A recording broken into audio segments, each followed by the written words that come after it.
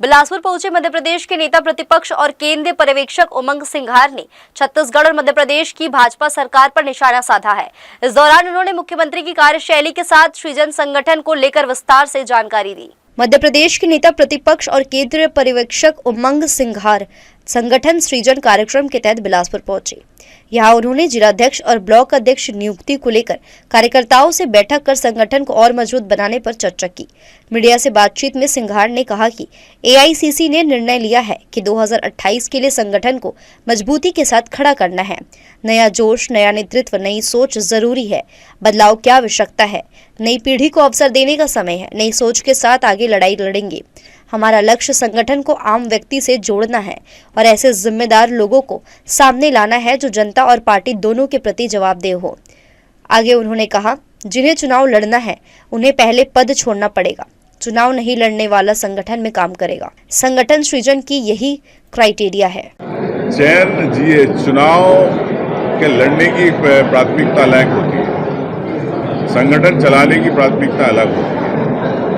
ये उस समय तय होगा कि किसे टिकट दिया या ना, किस वर्ग को, विशेष को, सभी को लेके, चूंकि जातिगत समीकरण भी देखे जाते हैं, जातिगत हिसाब से भी सबको देख के दिया जाता है। निश्चित तौर से नए युवाओं को मौका मिलेगा, ये मैं कह सकता हूँ। मीडिया से चर्चा में छत्तीसगढ़ और मध्य प्रदेश की भाजपा सरकारों पर निशाना साधते हुए उन्होंने कहा कि यहाँ के मुख्यमंत्री छत्तीसगढ़ के नहीं बल्कि प्रधानमंत्री के असिस्टेंट लगते हैं। जनता से उनका कोई संवाद नहीं है।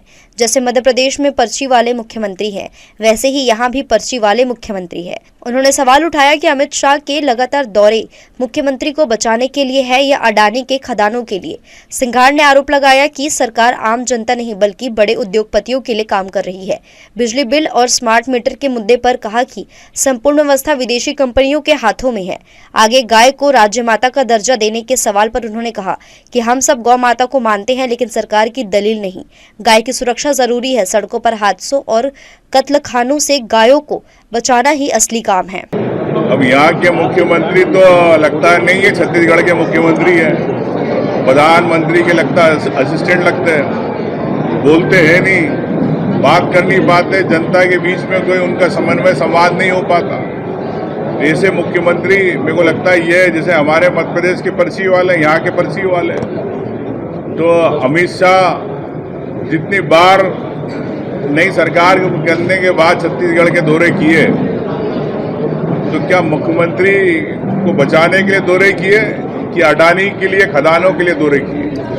मैं समझता हूँ कि यहाँ की सरकार बड़े उद्योगपति जो अडानी सरी के लोग हैं, इन लोगों के लिए सरकार काम कर रही है, आम व्यक्ति के लिए काम नहीं कर रही। जिस प्रकार से बिजली के बिल आपके यहाँ बढ़ के आ रहे हैं, यूनिट्स जो है 100 से जैसी 1 यूनिट ऊपर होती आता है। कांग्रेस के समय यही यूनिट को 400 यूनिट तक का आप माफी था।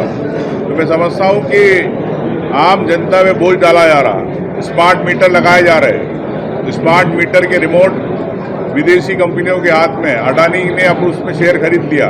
तो ये सब उन लोगों के लिए काम कर रहे हैं, बड़े लोगों के लिए, आम व्यक्ति के लिए काम मेरे को लगता नहीं कि यहाँ की सरकार कर पा रही है। मध्य प्रदेश से केंद्रीय पर्यवेक्षक के तौर पर पहुंचे मध्य प्रदेश के नेता प्रतिपक्ष ने यहां प्रेस वार्ता के बाद विभिन्न क्षेत्रों में पहुंचकर संगठन सृजन के तहत फीडबैक लिया और इसके बाद उच्च नेताओं तक इस फीडबैक को पहुंचाने की बात कही है। उन्होंने श्रेष्ठ व्यक्ति को दायित्व मिलने की बात कही है, जिसमें मौजूदा सरकार में जोश के साथ काम करने का हौसला रहे।